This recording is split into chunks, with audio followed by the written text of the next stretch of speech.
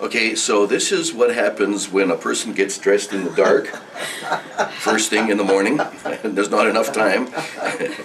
These socks and these feet belong to Shelby Templeman, who is another one of our guests that you can hear regularly now on freedomtruthseekers.com radio every first Saturday of every new month on Youth Alive. Hey Shelby, shalom. Shalom. You've got quite a story to tell about how you got to where you are now. You're in high school? Yeah, grade 12. Okay. Grade 12. So the last 3 or 4 years have been a real journey, haven't they? Actually more like the last 6. Okay. Last 6 years. That's a long time. Share with us if you don't mind. Well, I don't know, I don't even know where to start. It's kind of like, none of it has been absolutely ideal for like a great life. Because, we started out with this, tiny house, and, we never had money or anything.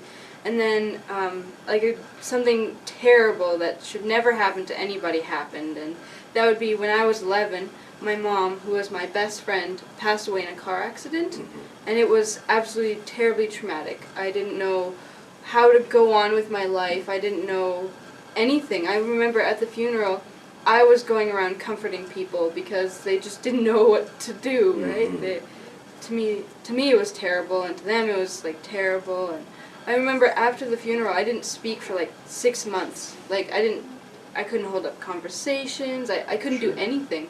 I basically just stayed in my room all the time. A lot of trauma there. Absolutely, yeah. And I don't know. It was just, and then I started losing all my friends because in my mind, friends shouldn't make other friends sad, so I didn't want to talk to any other friends. I didn't want to have friends or talk to people. So I basically just lost everything, and my brothers felt the same way too. My brother, my older brother Bill, he stayed in the basement for 6 months, and he was sick for a long time, and he thought that if he died, nobody would care, which was not true at all. We would all be terribly sad. But as you were walking through all of this, did you know Jesus at that point in time in your life?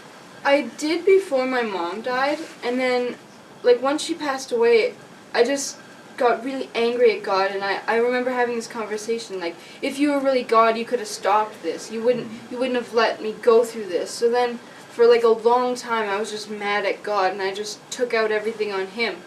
And now I see, no, He was there with me through all of that, because there were always checkpoints of people. I say that because I would go through something really tough, and then all of a sudden, bam, somebody would be there, and it would just brighten up my life. Yeah. And I didn't really realize it at the time, but I totally do now. Yeah, well, hindsight, they say, is always 20/20. It becomes clear after you walk through some stuff, and God gets us to walk through some stuff, so we learn some things, doesn't He? Absolutely, yeah. So, from where you were telling this story to where you are now, what's really gotten you to the point you are now? I definitely have to say God, first and foremost. And I know that without Him, I would be nowhere, absolutely nowhere. I first found my faith again by going to a drama group called the Mighty Morphin Drama Rangers, and then from there I went to a church, and then I went to youth group, and everything's just started suddenly turning around since then. And I know that I wouldn't be the leader of the Mighty Morphin Drama Rangers today without that first step of God being there. Kind of going, okay, Shelby, come on, go on with your life. Yeah. It's going to be all right, I'm here. Well, that's a wonderful thing that you're pointing out, because He's such an encourager all the time. So many people give Him the bad rap of, he's just a wrathful old God, and He's going to turn His back on people. But He's always there, like you mentioned. We don't realize it until we walk through some stuff, and, oh yeah, I couldn't have done that without God being there. Absolutely, yes. So you're now in charge of, what's the group called? The Mighty what? The Mighty Morphing Drama Rangers. And so in the last 6 years, as you look back on it to where you are now, can you pinpoint the most dramatic change that you've gone through?